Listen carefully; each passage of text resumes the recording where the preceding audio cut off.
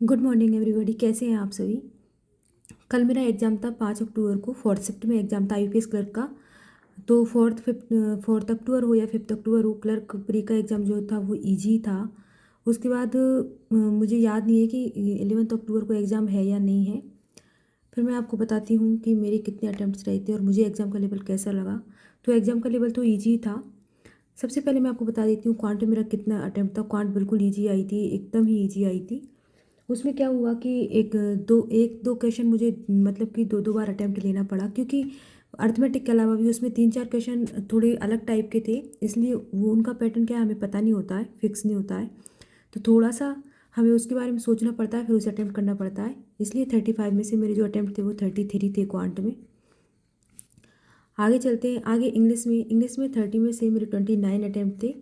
क्योंकि ना इस यहाँ पे जो एरर आई थी ना वो भी लंबी लंबी आई थी। ऐसा नहीं था कि सिंगल सेंटेंस में एरर पूछा हो उसने।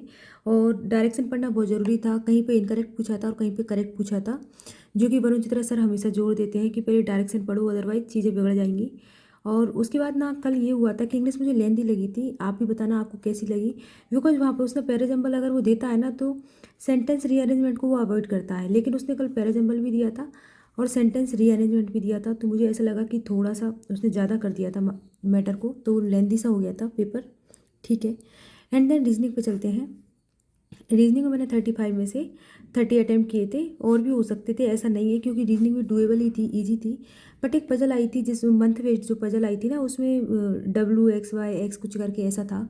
तो उसमें थोड़ा सा क्या है, मतलब कि जो मैं कंडीशन पढ़ रही थी ना तो कंडीशन ही मैंने सही पढ़ी थी। बट ऐसा होता है हमारे साथ कि कभी कभी एक ही लाइन को दो दो बार पढ़ने पर वो समझ में नहीं आती है हमें।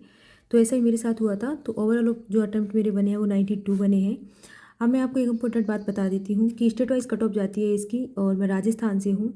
तो देखते हैं, राजस्थान की कट ऑफ हमेशा ही पिछले 3-4 साल का रिकॉर्ड रहा है कि 84 और 85 को टच करती है।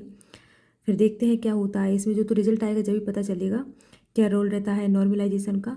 जहाँ तक मुझे पता है कि जो वेरिएशन शिफ्ट में ज़्यादा हुआ नहीं है, मतलब कि लेवल में, तो नॉर्मलाइजेशन का ज़्यादा रोल रहेगा नहीं। बाकी आप बताना आपके कितने अटैम्प्ट से कैसा आपका एग्ज़ाम गया। ठीक है दोस्तों, आज के लिए इतना ही, फिर आगे मिलते हैं।